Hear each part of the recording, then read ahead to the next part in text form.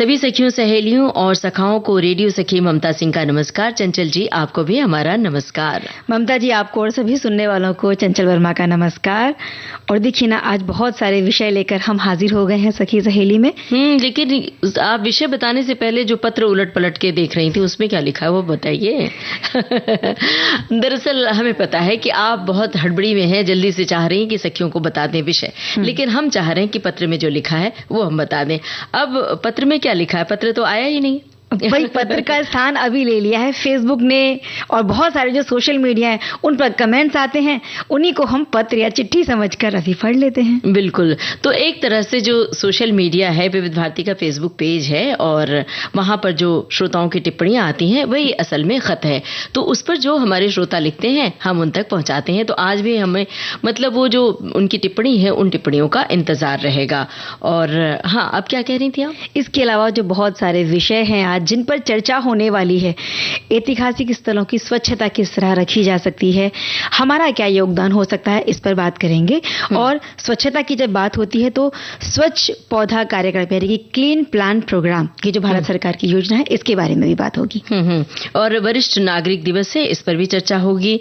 भारतीय सैन्य नर्सिंग सेवा पर चर्चा की जाएगी। गीत मंजरी के अंदर हम चिट्ठी यानी खत की चर्चा करेंगे, और इसीलिए हम खत की बात कर रहे थे। तो ये जरा बता दीजिए कि खत आपने पिछली बार किसको लिखा था, कब लिखा था, और कोई ऐसा खत जो आपके लिए बड़ा ही ऐसा रहा हो कि बेमिसाल रहा हो, यादगार रहा हो, उस चिट्ठी का बहुत संक्षेप में जिक्र कर सकते हैं हमारे श्रोता। इसके अलावा आज राष्ट्रीय स्वैच्छिक रक्तदान दिवस है, इसके बारे में भी बात होगी। और आपने नर्सिंग सेवा की बात की, तो जब बात आती है कि रक्तदान की, तो नर्सिंग सेवा की भी हम बात करेंगे। भारतीय सैन्य नर्सिंग सेवा की आज हम बात कर रहे हैं। 1 अक्टूबर 1926 को भारतीय सेना के हिस्से के रूप में एक स्थायी नर्सिंग सेवा की स्थापना की गई, और इसे भारतीय सैन्य नर्सिंग सेवा यानी IMNS नाम दिया गया। 15 सितंबर 1943 को सैन्य नर्सिंग सेवा को स्थायी रूप से सशस्त्र बलों के हिस्से के रूप में स्थापित कर दिया गया था। सैन्य नर्सिंग सेवा का उद्देश्य शांति और युद्ध के दौरान जो स्थितियां बनती हैं और पीड़ितों की जो देखभाल होती है उसको लेकर है। बिल्कुल। सेना में जो भर्ती होते हैं हमारे सैनिक, वो हमारे लिए बड़े ही महत्वपूर्ण हैं, क्योंकि उन्हीं के बदौलत हमारा देश सुरक्षित रहता है। और हमारे एक श्रोता ने भी एक बात लिखी है इसी तरह की।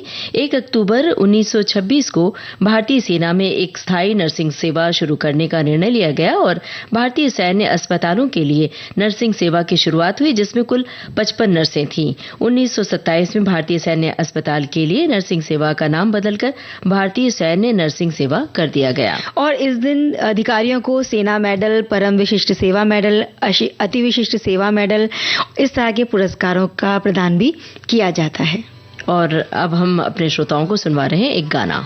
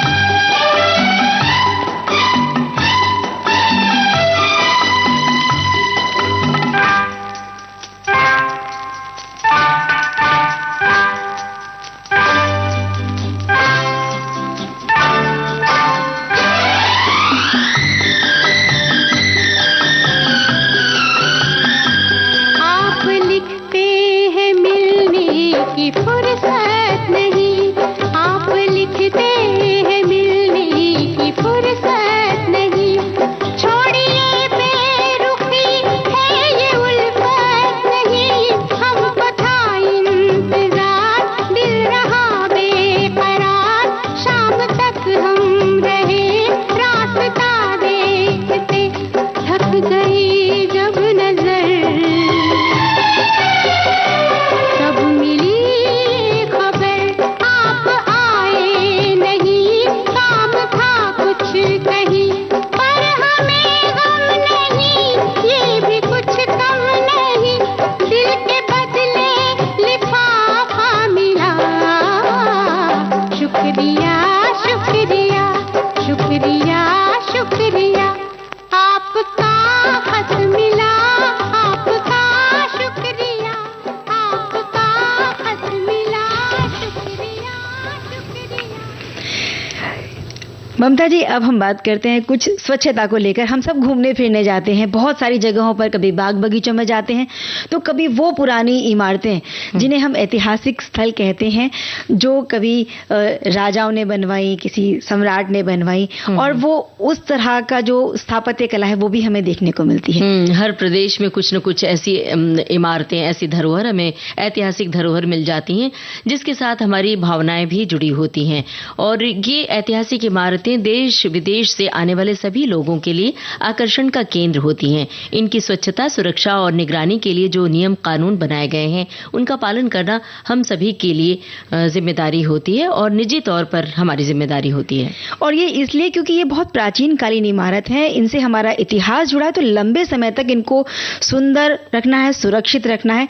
ये जितने सुंदर होंगे ना, तभी पर्यटक यहाँ आना पसंद करेंगे, और अगर गंदगी रही, ये टूटे फूटे हुए, तो कोई भी आना पसंद नहीं करेगा। बिल्कुल सही बात है। जब वहाँ जाते हैं तो वो जो हम गंदगी फैला कर आते हैं, इससे हमारी भी पहचान होती है कि कहीं कोई आएगा चिर परिचित, तो उसके बाद तो पता चलेगा कि हाँ, ये लोग आए थे और गंदा करके चले गए। गंदगी फैलाने के अलावा एक चीज और होती है, बहुत सारे लोग तो अपनी छाप छोड़कर आने के चक्कर में वहाँ का जो ढांचा है उसे ही खराब करने की कोशिश करते हैं, बहुत कुछ अपने नाम उकेरने की कोशिश जब करते हैं, तो इन चीजों से वो ढांचा है बिगड़ता है। नाम लिखते हैं, कोटेशंस लिख देते हैं जिसकी वहाँ पर जरूरत नहीं होती, क्योंकि बाकायदा उस पर शिलाओं पर इतिहास लिखा होता है, किस सन में उसका निर्माण हुआ, ये सब लिखा होता है, और वहाँ पर पता चला कि एक शेर व शायरी कोई लिखाया है, कोई कविता की पंक्ति, कोई अपना नाम लिखा है, तो ये ठीक नहीं होता है।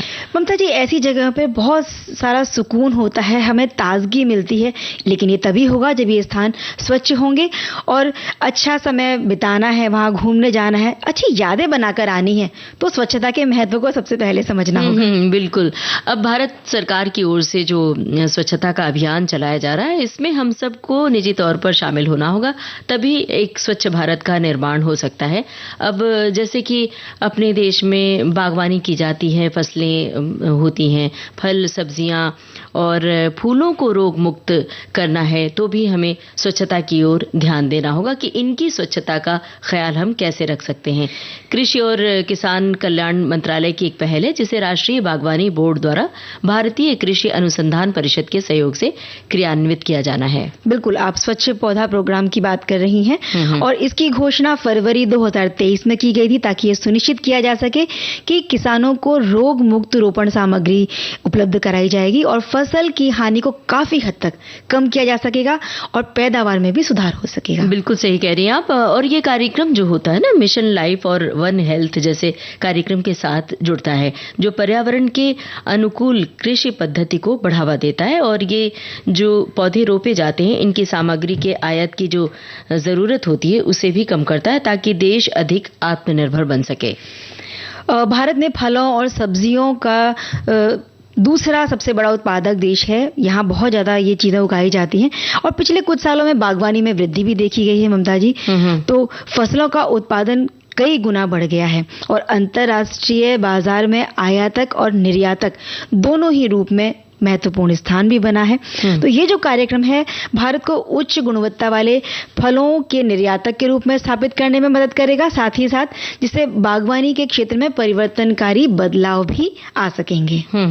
और ये हम सभी से निवेदन भी कर रहे हैं कि स्वच्छता के अभियान में बढ़ चढ़कर हिस्सा लें, ताकि आप एक अपने देश को स्वच्छ भारत के रूप में आंक सकें। बहुत सारे शहर ऐसे हैं जिनका नाम स्वच्छता की श्रेणी में शामिल किया गया है, तो आप अपने शहर का भी नाम शुमार करवाइए। यही शुभकामनाएं। फिलहाल हम एक ब्रेक लेते हैं।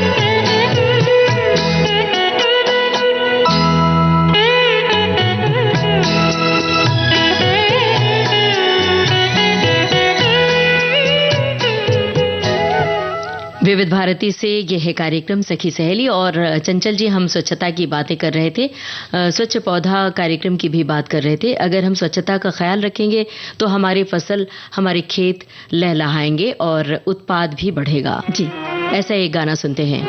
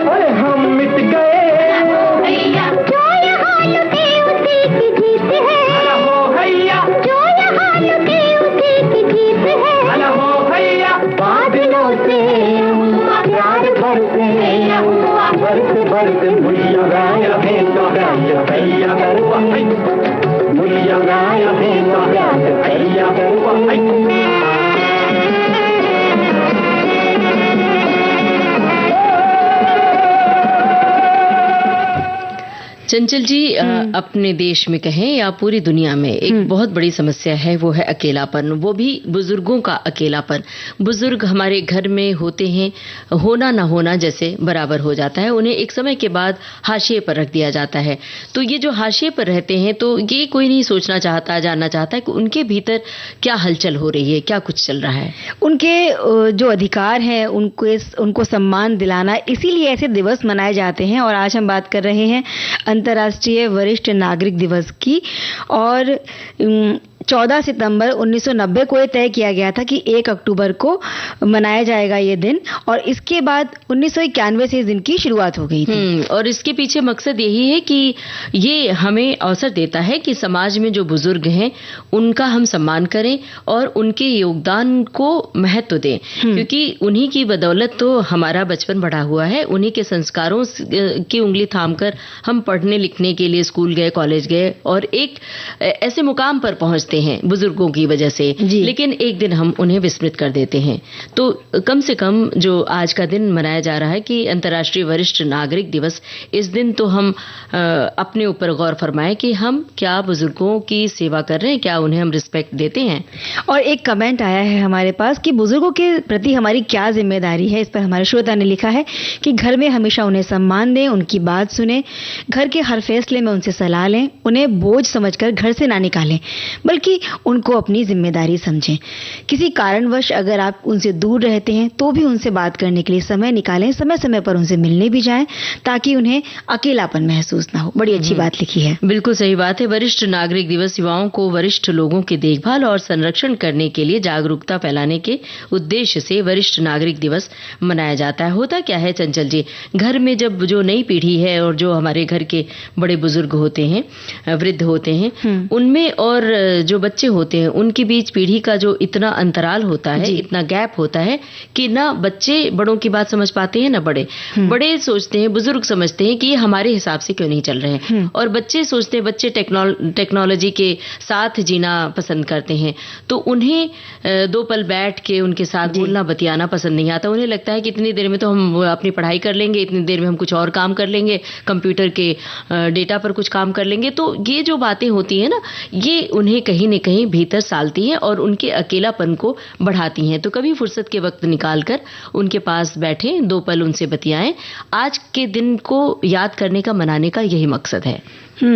और हमारे श्रोता जो टिप्पणियां भेज रहे हैं उन्हीं की एक टिप्पणी पढ़कर सुनाती हूँ कि वरिष्ठ नागरिक दिवस युवाओं को वरिष्ठ लोगों की देखभाल और उनके संरक्षण के लिए जागरूकता फैलाने के उद्देश्य से मनाया जाता है। ये बिल्कुल सही बात है।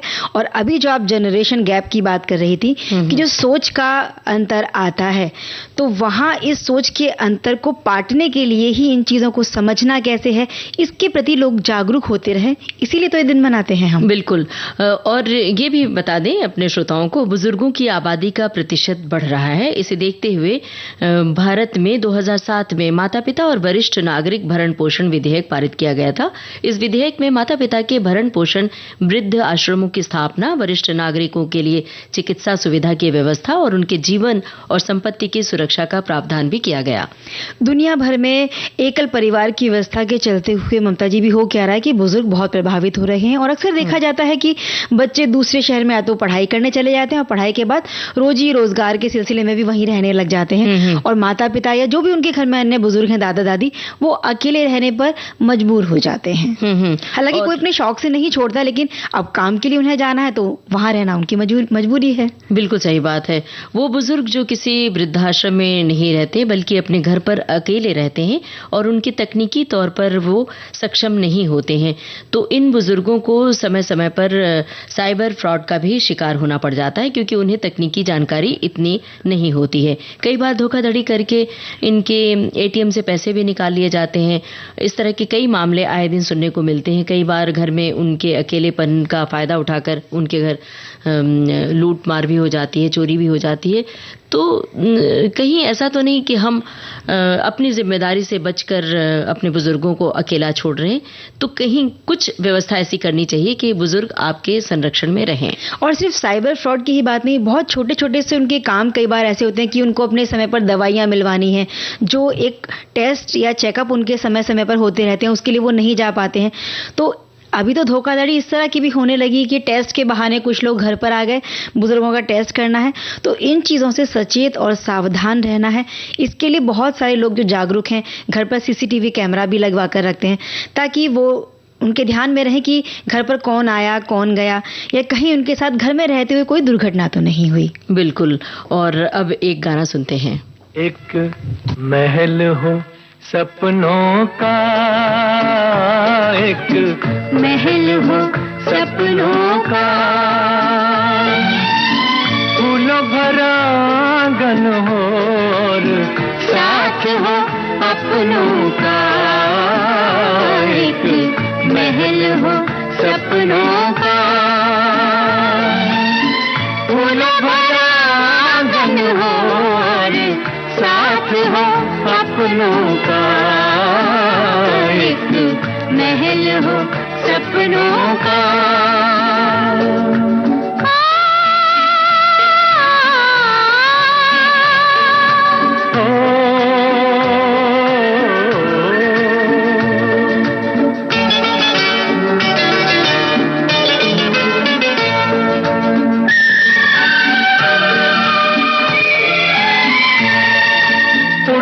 बादल फर्श बने और धुंध की हो दीवारें,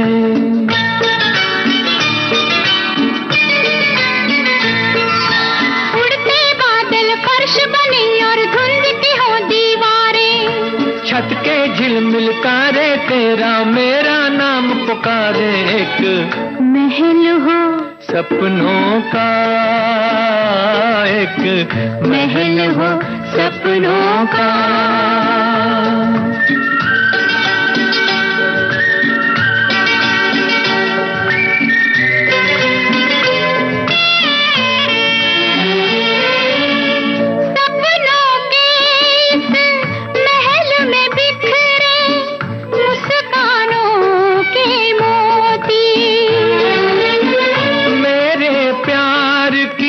खुशबू फैले तेरे रूप की ज्योति, सपनों के इस महल में बिखरे मुस्कानों के मोती। मेरे प्यार की खुशबू फैले तेरे रूप की ज्योति। एक महल हो सपनों का, एक महल हो सपनों का।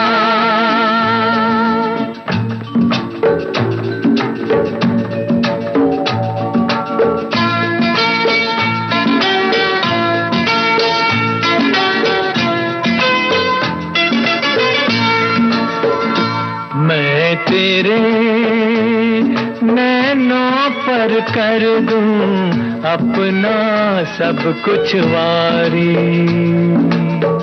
मैं तेरी बाहों में छुप कर भूलूं दुनिया सारी।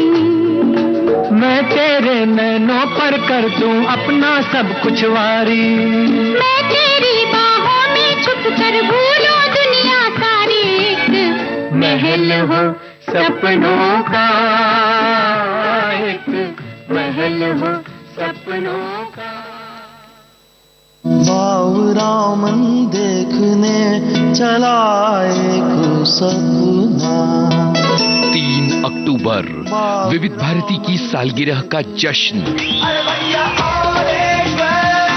उत्सव गीतों का। पिया बोले, पिया बोले। नमस्कार, मैं हूं स्वानंद किरकिरे और मैं 3 अक्टूबर को आपके साथ रहूंगा विविध भारती की सालगिरह पर। इतनी सी हंसी, इतनी सी खुशी, इतना सा टुकड़ा चांद का। याद रखिए 3 अक्टूबर दोपहर 12 बजे से उत्सव गीतों का। केमन बोका मोंटारे। ममता जी, हमारी जो श्रोता कमेंट लिखते हैं कई बार बड़ा अच्छा लगता है पढ़कर। और देखिए ना, एक बड़ा अच्छा सा कमेंट है। हमारी श्रोता लिखती हैं कि आज सुबह जब मैं सुबह सैर के लिए जब वो गई होंगी तो उस समय पार्क में मुझसे कम उम्र की महिलाओं ने मुझे विश किया। तब मुझे पता लगा कि आज वरिष्ठ नागरिक दिवस है। बड़ा अच्छा लगा क्योंकि मैं भी अब वरिष्ठ नागरिक के पायदान पर आ चुकी हूँ।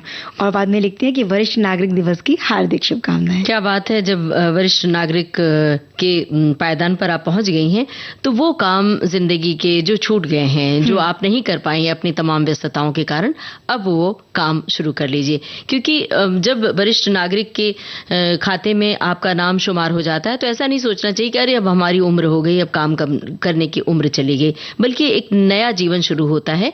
तो नई जीवन की नई पारी की शुरुआत को नए तरीके से जीना चाहिए। एक श्रोता ने लिखा है कि परिवार के वरिष्ठ व्यक्ति एक हरे भरे वृक्ष की जड़ होते हैं। उनके पास जीवन के विभिन्न क्षेत्रों का व्यापक अनुभव होता है, जो उन्हें परिवार के अन्य सदस्यों के लिए मार्गदर्शक और सलाहकार बनाता है। उन्हें मान दें, सम्मान दें, ये आपके भगवान हैं।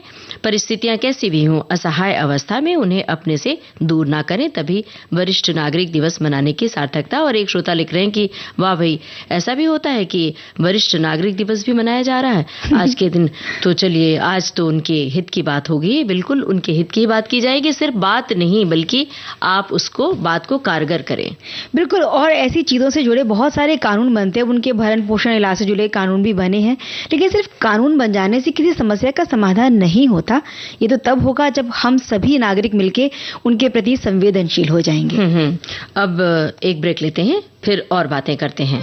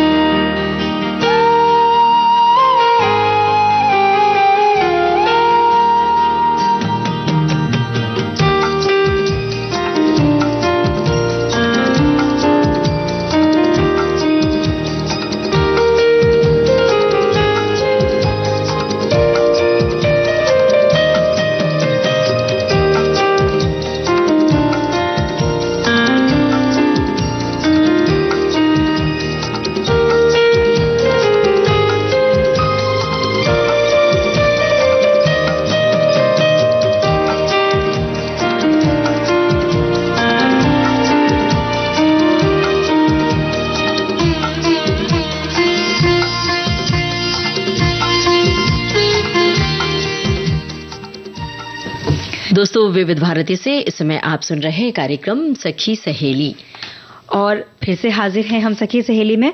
और अब हम बात करेंगे स्वैच्छिक रक्तदान दिवस के बारे में। आज राष्ट्रीय स्वैच्छिक रक्तदान दिवस है और हर साल 1 अक्टूबर को ये दिन मनाया जाता है, ताकि एक व्यक्ति के जीवन में रक्त की जरूरत क्या है, इसका महत्व क्या है, इसे समझ सकें और साझा कर सकें। इस दिन का उद्देश्य, मतलब इस दिन को मनाने का जो उद्देश्य है, लोगों को स्वैच्छिक रक्तदान के महत्व के बारे में जागरूक करना है, ताकि किसी भी जरूरतमंद मरीज की तत्काल रक्त की अगर जरूरत हो तो उसे पूरा किया जा सके, दिया जा सके। इसे सबसे पहली बार 1 अक्टूबर 1975 को Indian society of blood transfusion and immunohematology के माध्यम से मनाया गया था, जिसकी स्थापना 22 अक्टूबर 1971 में की गई थी। ये दिन हम इसलिए मनाते हैं ताकि किसी भी तत्काल और गंभीर परिस्थितियों के लिए रक्त बैंकों में रक्त का अगर भंडारण कम ना हो। ये दिन रक्तदाताओं के आत्मसम्मान को बढ़ावा देकर उन्हें धन्यवाद देने के लिए भी है। कई बार जो लोग रक्तदान करते हैं, उन्हें ये डर लगता है कि अगर मेरे शरीर से खून निकल जाएगा तो हम बहुत कमजोर हो जाएंगे और एनीमिया हो जाएगा, जबकि ऐसा नहीं है। आप अगर एनीमिक हैं और खून की कमी आपके शरीर में है, तो जब आप रक्तदान के लिए जाएंगे तो वहां पर आपको उचित निर्देश दिया जाता है, तो खुद ही नहीं लिया जाता है उन बैंक में। तो आप जब जाते हैं तो अपने मन को तैयार करके जाएं, ताकि आप रक्तदान कर सकें। बिल्कुल, और इसीलिए भी रक्तदान मानवता का बहुत महत्वपूर्ण हिस्सा बन गया है ममता जी। और इससे कोई फर्क नहीं पड़ता कि रक्तदाता कौन है या रक्त जो ले रहा है या प्राप्त कर रहा है वो कौन है। एक दाता भविष्य में प्राप्तकर्ता भी हो सकता है और एक प्राप्तकर्ता निकट भविष्य में रक्तदाता भी हो सकता है। इसलिए बिना किसी अपेक्षा के रक्तदान करना ही सबसे बड़ी मानवता है और इससे हम किसी जीवन को बचा सकते हैं। जरूरी नहीं कि हम किसी रिश्तेदार को या दोस्त को ही रक्तदान करें। अब स्वेच्छा से किसी भी इंसान के लिए रक्तदान करना, ये असली मानवता है। और बातों के बीच में गाना सुनना भी हमारी जरूरत है। सुनवाते हैं गाना।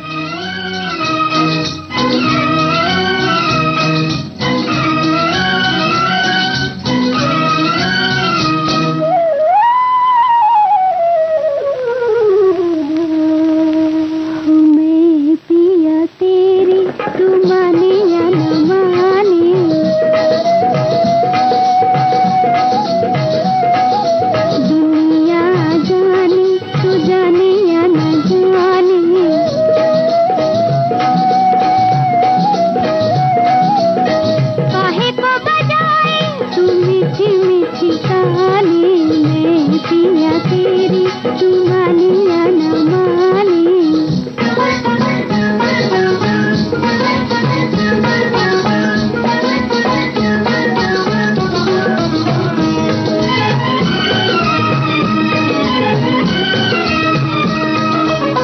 मुरली के लेने दिल मेरा शीला, तार जगाए दिल के तार जगाए।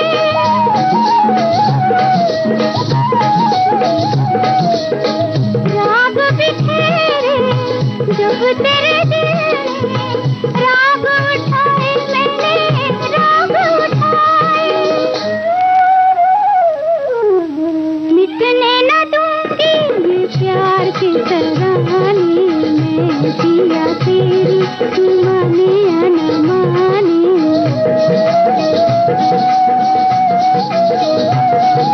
मैं जिया तेरी तू माने या न माने।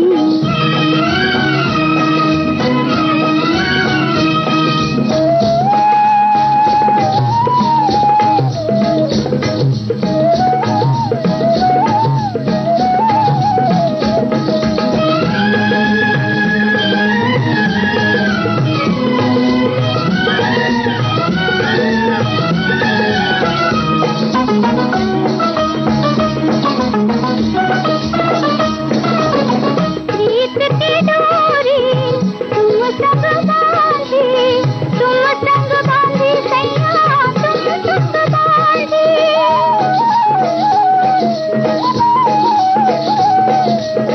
बुझने न दूंगी प्रीत का दीपक, कितनी भी आए सैया दुनिया की आंधी।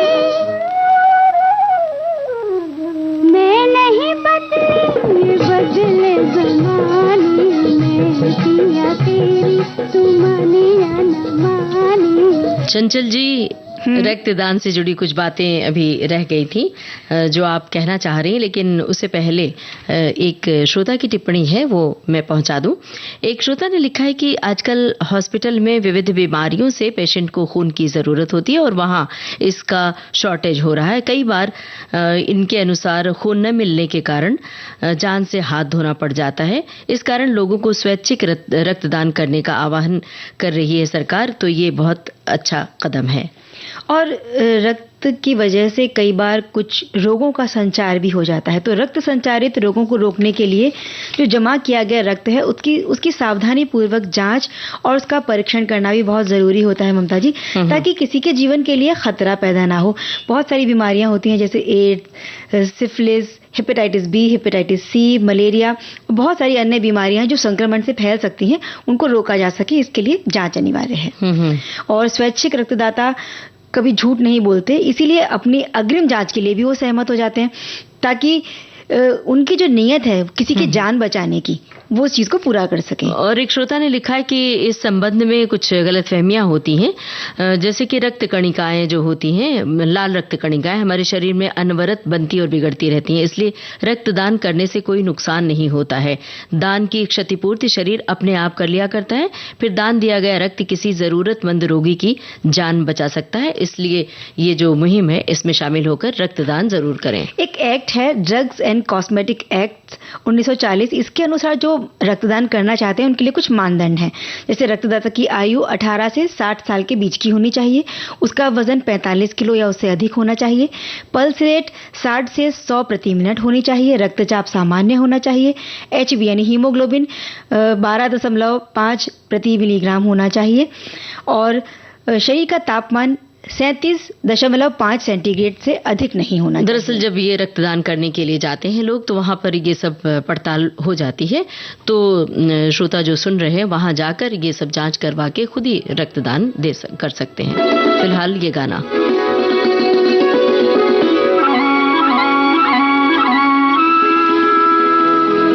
मेरी मोहब्बत जवां रहेगी, सदा रही है, सदा रहेगी। मेरी मोहब्बत जवां रहेगी, सदा रही है, सदा रहेगी। तड़प तड़प यही कहेगी, सदा रही है, सदा रहेगी।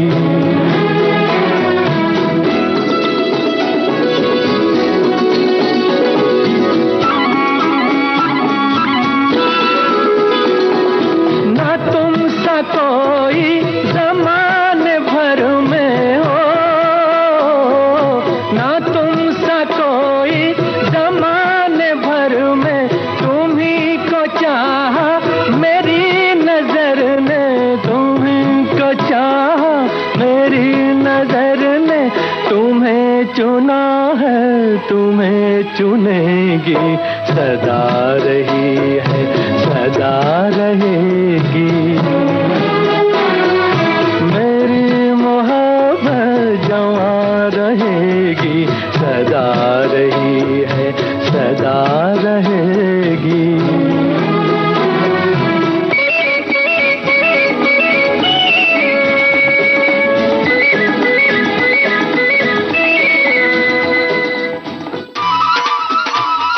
अक्टूबर विविध भारती की सालगिरह का जश्न, नगाड़ा नगाड़ा नगाड़ा बजा, उत्सव गीतों का। अगर तुम साथ हो, दोपहर 12 बजे से गीतकार इरशाद कामिल के साथ। इश्क इतना सहल किया जाए, जब लगे वक्त मिल लिया जाए, बात धागों से कम नहीं साहिब, बात से जख्म से लिया जाए। जग घूमे थारे जैसा न कोई। नमस्कार, मैं हूं इरशाद कामिल और मैं 3 अक्टूबर को आपके साथ रहूंगा विविध भारती की सालगिरह पर। याद रखिए, 3 अक्टूबर दोपहर 12 बजे से उत्सव गीतों का।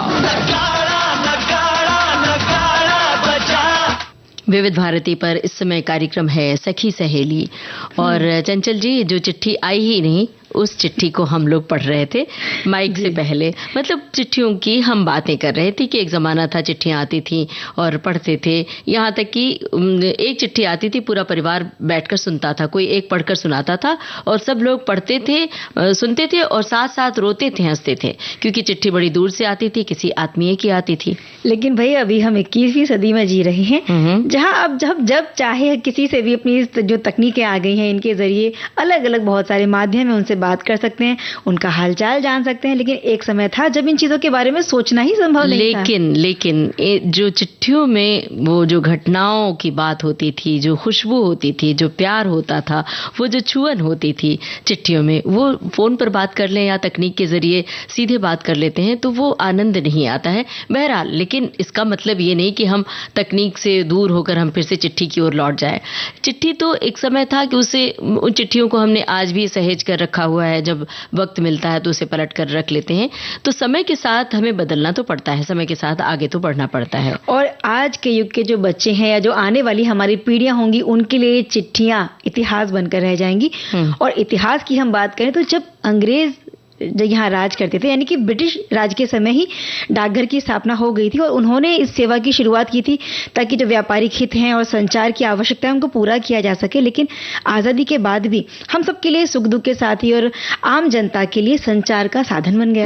बिल्कुल सही कह रही हैं। और भारतीय डाक सेवा की स्थापना आज के दिन ही 1 अक्टूबर 1854 को हुई थी, जब भारत में पहली बार चिट्ठी पर डाक टिकट लगाने की शुरुआत हुई और महारानी विक्टोरिया के चित्र वाला डाक टिकट 1 अक्टूबर 1854 को जारी किया गया था। और उस तरह के टिकट्स जब बाद में, जब हमारे जन्म के बाद जब हमें वो सब टिकट्स मिलते थे तरह तरह के, फिर बाद में महात्मा गांधी के नाम से टिकट जारी होता था, तो उन टिकट्स को हम अपनी किताबों में, कॉपियों में सहेज कर रखते थे। फिर एक एल्बम बनाया बहुत समय के बाद, एल्बम में उन डाक टिकट्स को चिपका कर रखते थे और उसका एक दस्तावेज बनाते थे। ये शौक बड़ा अजीब था। अब जो पीढ़ी है, पता नहीं इस पीढ़ी को इन सब चीजों का शौक है या कि नहीं। लेकिन एक बात तो है ममता जी कि जब भी हमारे किसी प्रियजन की चिट्ठी हमें मिला करती थी तो उस चिट्ठी को पढ़ने के बाद अनायास ही चेहरे पर अगर कुछ अच्छी बात लिखी, सुखद बात है, तो मुस्कान आ जाती थी और चिट्ठियों का जवाब पाने के लिए आंखें राह तकती थी कि डाकिया कब आएगा।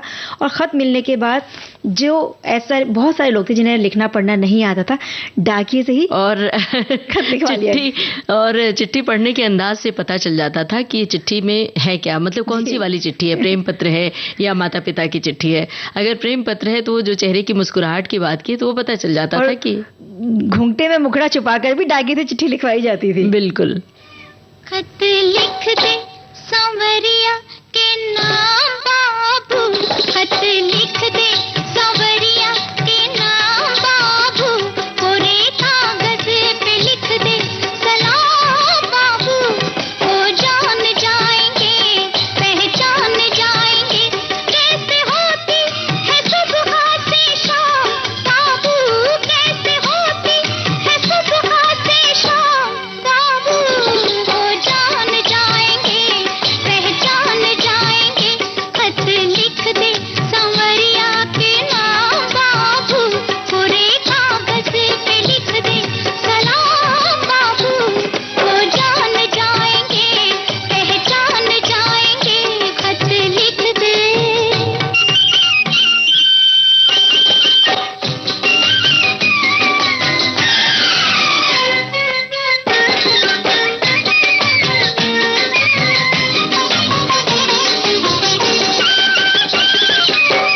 सारे वादे निकले झूठे, सामने हो तो कोई उनसे रूठे, सामने हो तो कोई उनसे रूठे।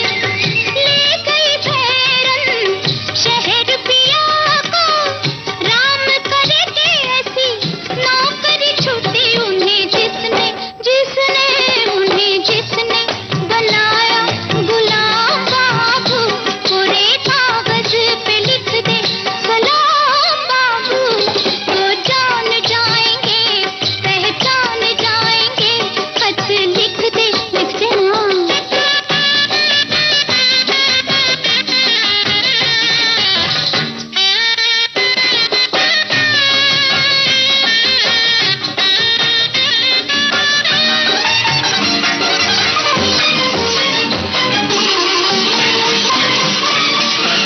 जब आएंगे सजना मेरे, खन खन खन देंगे कंगना मेरे, खन खन खन देंगे कंगना मेरे।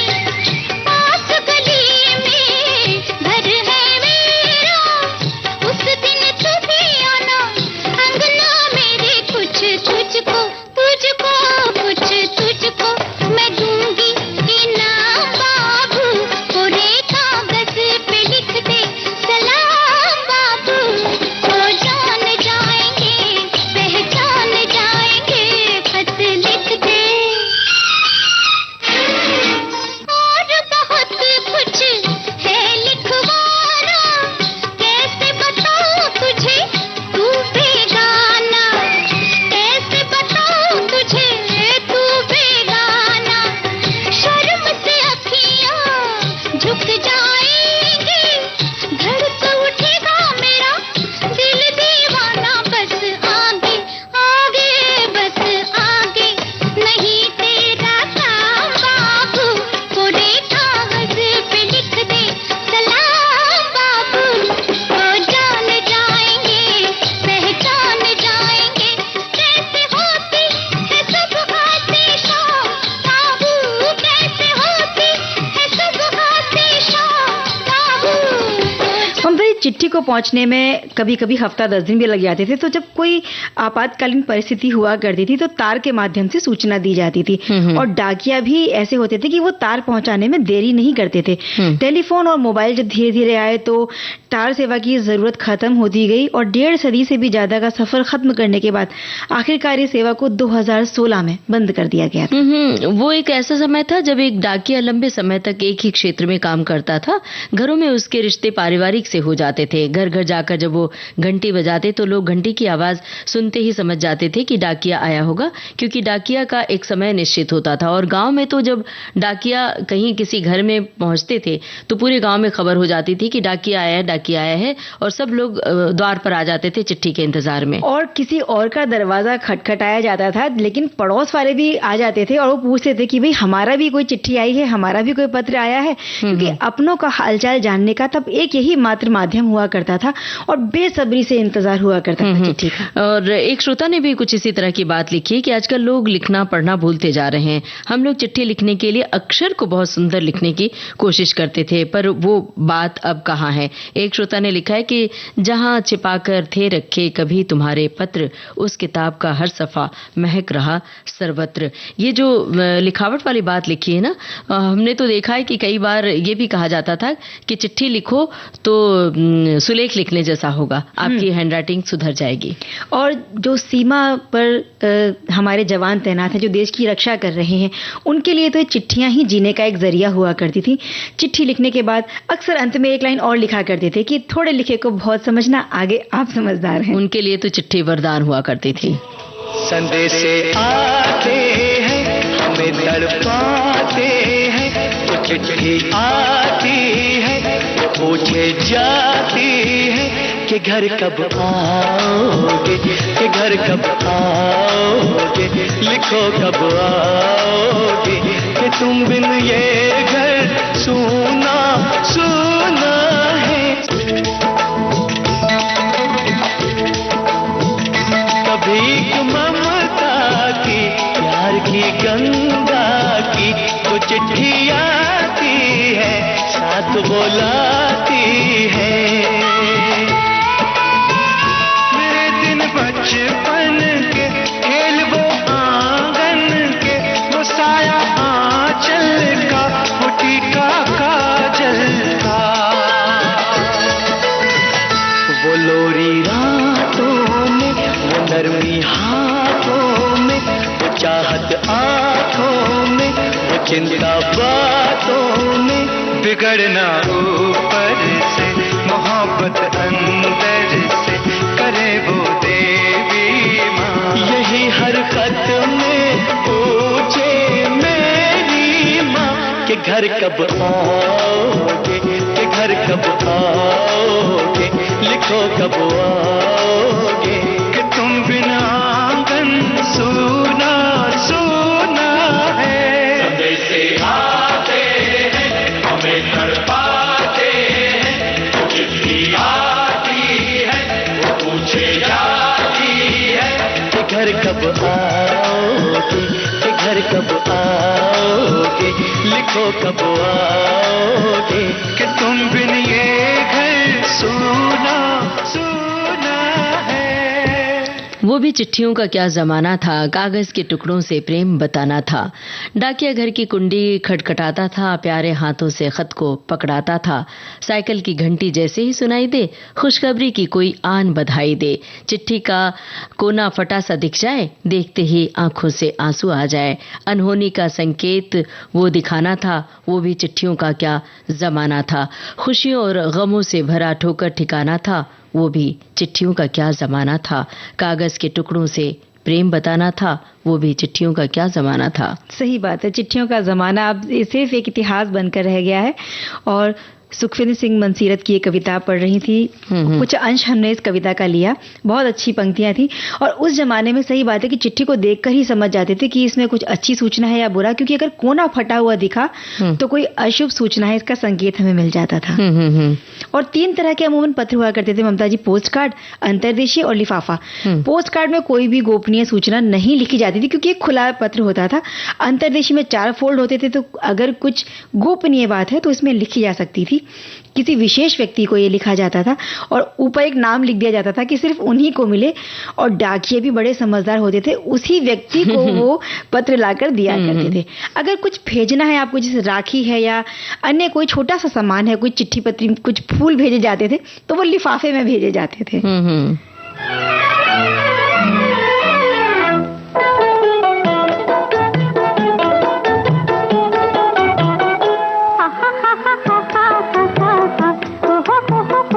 हो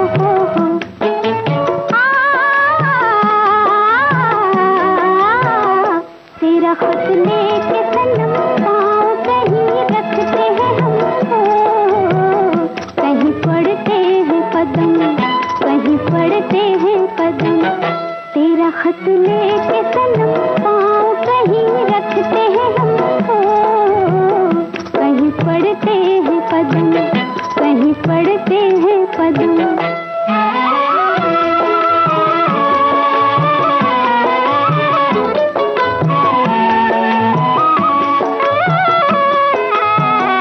राज जो इसमें छुपा है वो समझता है दिल,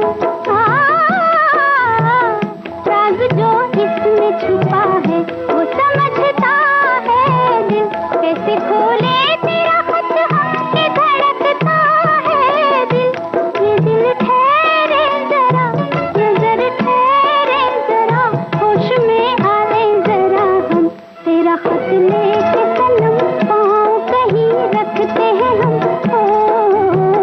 कहीं पड़ते हैं कदम, कहीं पड़ते हैं कदम।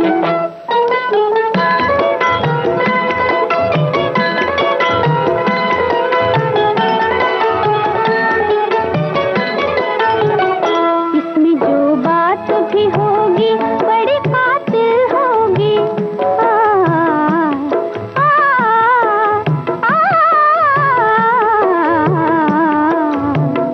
इसमें जो बात भी होगी बड़ी कातिल होगी, तेरी आवाज भी इन बात में शामिल होगी। ये दिल ठहरे जरा, नजर ठहरे जरा, सुने फिर तेरी सदा हम, तेरा खत लेके सनम। डाकिया तो नहीं पर डाक बाबू हम सभी से बहुत अच्छा बोला करते थे, और अच्छी खबर जब वो लेकर आते थे तो उनका मुंह मीठा करवाया जाता था। इसी बात पर ये बहुत अच्छा संदेश हमारे एक श्रोता ने लेकर भेजा है कि घर में भी जब कोई पकवान बने होते थे, पेड़े हों, बताशे हों या लाई हों, इनसे डाकिये का मुंह मीठा करवाया जाता था। अच्छी खबर लेकर आते थे जब, मतलब चिट्ठी में कोई अच्छी बात लिखी होती थी तब। एक श्रोता ने लिखा है कि चिट्ठी लिखने में हाल को बहुत विस्तार से भाव विभोर होकर लिखा जाता था, सुख दुख समझ आ जाता था। इतने विस्तार से आज कोई सुनना भी नहीं चाहता है और सुनाना भी नहीं चाहता है। अब अपनों की कोई चिट्ठी तो आती ही नहीं है। चिट्ठियों की अहमियत को भी आज की पीढ़ी शायद ही समझ पाए। फोन और इंटरनेट ने संदेशों का आदान प्रदान तो आसान कर दिया, लेकिन इंतजार और रोमांच का वो लम्हा छीन लिया। बिल्कुल सही बात है। और चिट्ठियों में भाव और भाषा का संगम हुआ करता था। इनके इंतजार में संयम भी हमने सीखा। पत्रों के उस जमाने में बहुत रस था। चिट्ठियों के जमाने में रिश्ते धीरे धीरे पकते थे, तो डाकिये को भी लोग देवदूत माना करते थे। तुझे वो तेरी याद में हजारों रंग के नजारे बन गए, लिखे जो खत तुझे वो तेरी याद में हजारों रंग के नजारे बन गए। सवेरा जब हुआ तो फूल बन गए, जो रात आई तो सितारे बन गए, लिखे जो खत तुझे।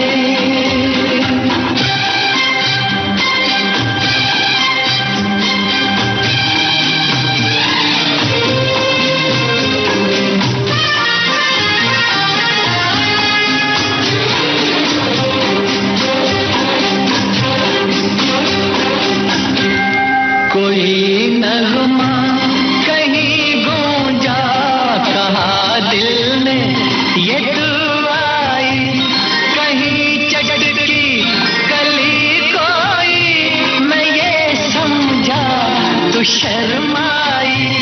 कोई खुशबू कहीं बिखरी, लगा ये जुल्फ लहराई, लिखे जो खत तुझे वो तेरी याद में हजारों रंग के नजारे बन गए।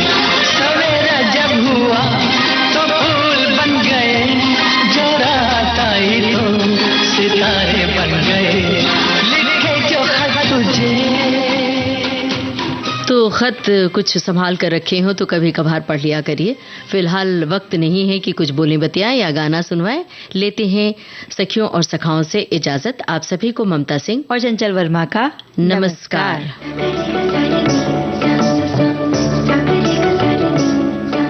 सखी सहेली कार्यक्रम की प्रोड्यूसर अनुश्री पाठक। सखी सहेली